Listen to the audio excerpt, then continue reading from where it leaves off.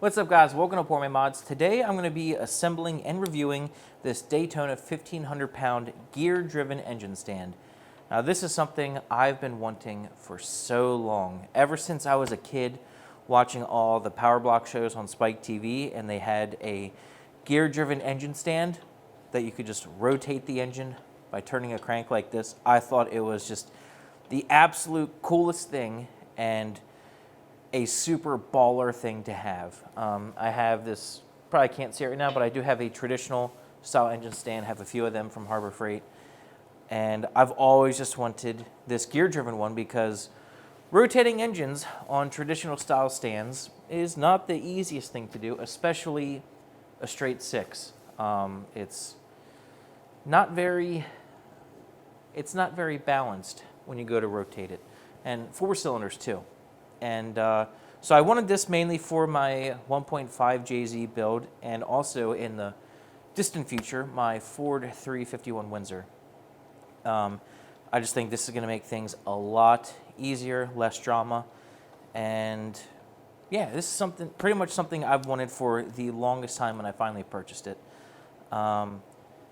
There's a couple things that disappoint me. They're not the end of the world. They're things that I can fix, but there were some disappointments. But before we get into the review and putting an engine on this thing, let's go ahead and assemble this thing.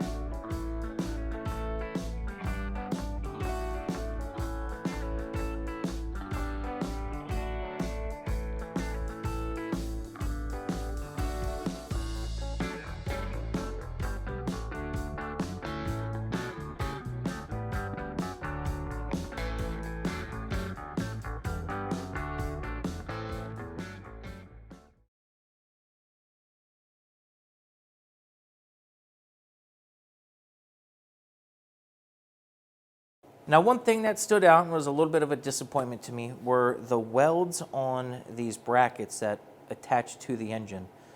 Some of the welds were incomplete and might be good for a small four-cylinder engine, an aluminum block engine, but this thing says it's good for 1,500 pounds. And the welds did not look that trustworthy. So thankfully I do have a welder, a Harbor Freight welder, a titanium MiG 140. I actually do love that thing.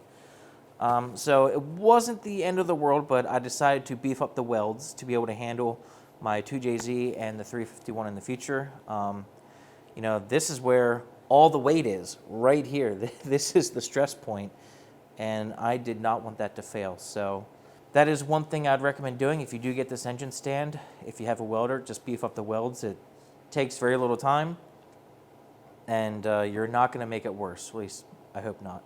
The other thing that disappointed me, when I got this thing assembled, I wanted to inspect the gear. I guess the Zerk fittings on this thing are super chintzy, like brass or whatever, and my grease gun broke all three grease fittings. The first one I guess I was a little aggressive with, and the last two I was slow and took my time and tried to be gentle and broke them too. So that was a big disappointment. So now I'm going to have to remove two of the grease fittings with a wrench, but the other one might need drilled and tapped or an extractor, which is pretty annoying. One other thing I noticed, it's not a deal breaker, it's just different. With the older style engine stands, a lot of times we would take this part of the engine stand and install it onto the engine while the engine's hanging from the hoist, and then slide that whole apparatus into the stand. If you want to do that with this, you got to take this whole gear apart, take the back cover off and take the gear apart, and that can slide out. But it's definitely not as easy as it is with the traditional style engine stand. So you're probably going to have to bring the crane in and try to line these guys up to the engine while it's being hung from the crane. So a little bit different than what I'm used to. That is absolutely effortless. and amazing.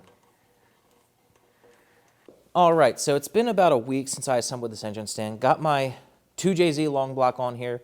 These are heavy engines. Now, it's not a 400 cubic inch big block Chevy or Ford or anything like that, so it's not that heavy, but it is really long and does have a lot of leverage pulling down on this. And that's one of the main reasons why I wanted to upgrade from one of the traditional engine stands. Even though this thing doesn't weigh 2,000 pounds, 1,500 whatever, because it is so long, that extra leverage just made me feel really uncomfortable. But the part that I was the least comfortable with isn't upgraded on this engine stand. Now, I was thinking that these pieces here, you know, the part that connects the stand to the engine, I thought they would be a lot beefier on this one, and they're not. It is the same exact part for both engine stands. This is a much older model Pittsburgh engine stand, but their current engine stand that's this style, this piece here is the same for both of them. So I would think it would be beefier and a lot stronger. It's not, so that's why I added a lot more weld to mine. I guess your limiting factor, your bottleneck, the weakest point would be down here, this base. So obviously you are significantly upgraded here. You've got these pieces here, and this is just way bigger steel. But this section here, the part that gives me the heebie-jeebies, isn't really any beefier. But this is way, way more stable. I mean, I do have the locks down on here, but you can rock this thing back and forth, and it is pretty freaking sturdy. These things, not so much. One thing I noticed with this engine stand, you don't have a really good handle to push or pull with this if you're transporting it. This one, you've got this handle right here, you know? This makes it very easy to push and pull the engine stand. Great feature. You got nothing here, you just have this. Not the end of the world, but if you had a 1,000-pound engine on here, this is rated for 1,500 pounds. If you had, you know, a big block Chevy on here, big block Ford, this would be pretty awkward to push and turn. So I might, in the future, make something that'll bolt right here and give me a handle to push and pull. But yeah, that's kind of a drawback on this. There's no handle. Another big disappointment in this, now it doesn't really affect the functionality of this stand, but the finish is actually terrible. This is probably one of the worst things I've bought from Harbor Freight in a while in terms of finish, like quality of the finish. There's some rust and chip paint on the head of this up here, and just all along this steel tubing, there's grinder marks and like flap disc marks that are underneath the powder coat that you can see. There's even some hammer marks, and the finish is honestly terrible. Granted that it doesn't affect the functionality at all, but it just looks like the steel that was used in this was found in the scrap bin and they just put powder coat on top of it. They didn't do any kind of prep work or anything. It's actually pretty shitty. I did replace these grease fittings, the 3 that broke on me. I went to Harbor Freight and bought a pack of their grease fittings, and I did upgrade these, and I was able to grease them without them breaking because these are steel now and not brass or whatever the previous ones were. Those things were freaking junk. There are 3 standout features of this engine stand now. 3 things that I think make it worth upgrading. Definite game changers, and they're going to be really, really nice for working on this engine. The first, obvious, the main reason I bought this is the hand crank. Like being able to rotate the engine like this with this ease is amazing. It's going to make it so much easier to install the oil pan, remove the crankshaft, all that stuff. Like, this is amazing. I cannot wait to actually get to work on this engine using this hand crank. These 4 stoppers down here, they lock this thing down and make it seriously sturdy to where you can apply a lot of torque to this and it's not going to move the actual stand. You get a little bit of wiggle, but if you're torquing the head bolt, this thing is not going to be spinning on you like this one. If you've ever tried torquing a head bolt with this engine stand, you know that you've had to really fight to hold it in place, and maybe even had a friend hold it in place. So those rubber stoppers are going to make, you know, high torque specs a lot easier to achieve. I'm really excited about those stoppers. And I can definitely see it. It's going to inspire a lot more confidence when working on the engine. It's not going to be moving as much. It's going to be really nice. Those stoppers, those weren't even on my radar when purchasing this engine stand. This is mainly what I was focused on, the hand crank. But those are a really nice feature, a standout feature for this engine stand, and I'm really excited about it. But the third and final thing, the third and final standout feature, I'm so freaking happy for it. It is so simple and so overlooked. Got an oil catch pan here. Look what you can do with this.